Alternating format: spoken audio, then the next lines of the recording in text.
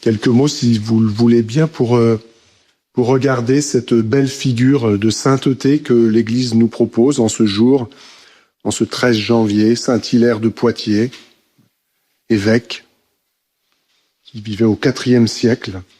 Ça ne nous rajeunit pas. On est dans la période du concile de Nicée, 325, dont nous avons célébré le 17e centenaire en 2025.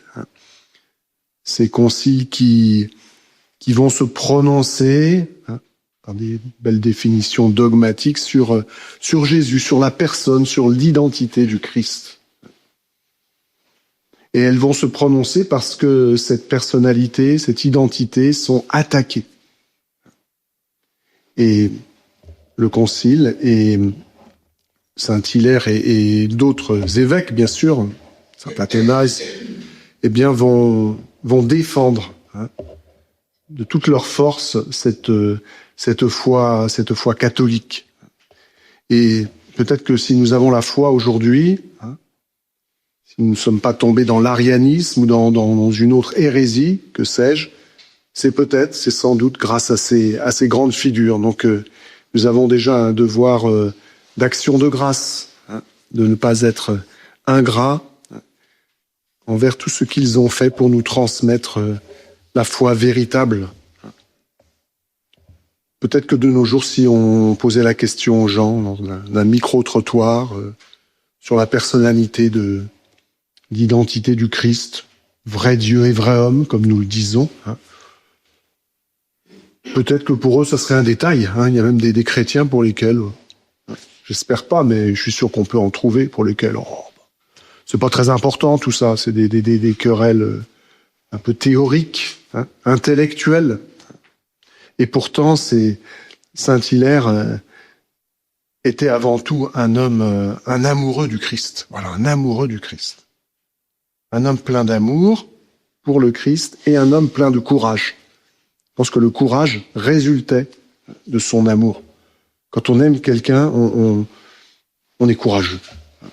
On est prêt à le défendre, quoi qu'il arrive. Un courage qu'on s'explique pas. Un papa, une maman, on voit ça parfois dans des faits divers, qui sont prêts à se sacrifier, à risquer, voire même à donner leur vie pour sauver leur enfant. Et ça devient naturel, voilà, parce qu'ils aiment leur enfant. Parfois plus qu'eux-mêmes, quoi. Eh bien, c'est un peu cet amour qui brûlait dans le cœur de Saint Hilaire, et qui a eu le cœur de défendre justement la foi à une époque où elle était bien attaquée. Ça pouvait être très dangereux. Après les siècles de persécution romaine, la persécution s'est arrêtée et il y a une autre persécution qui est apparue, peut-être plus sournoise, peut-être même plus dangereuse pour la foi. C'était ce qu'on appelle les grandes hérésies christologiques. Il y a plein d'hérésies, mais en gros, il y a deux hérésies, on peut les classer en deux.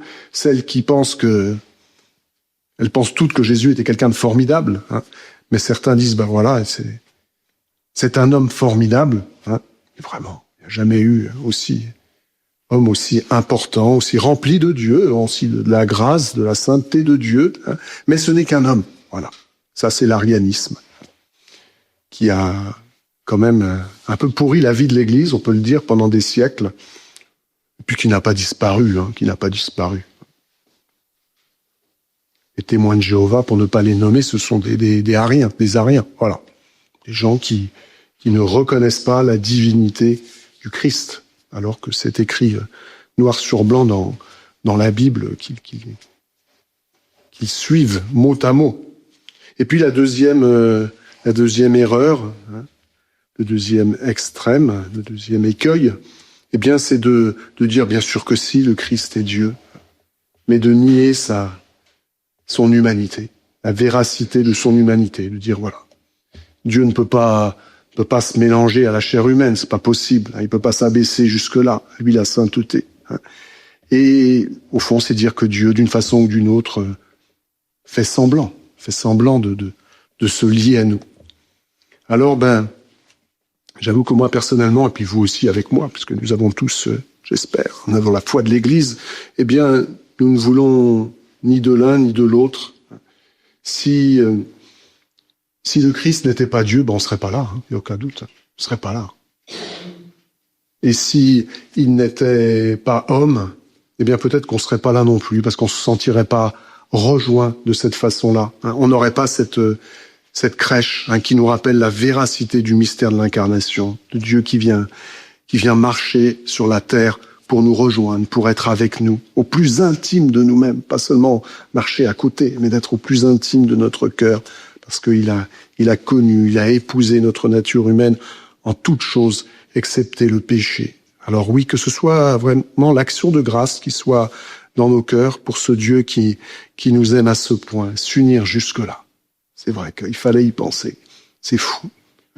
Et puis, remercions tous ceux qui nous ont transmis la foi, Saint-Hilaire de Poitiers, et demandons que nous aussi, à notre tour, nous ne sommes pas des pères de l'Église, mais que bien humblement, là où nous sommes, nous sachions témoigner de cette véracité du mystère de l'incarnation, ce Dieu qui s'unit à nous et qui aime tous les hommes.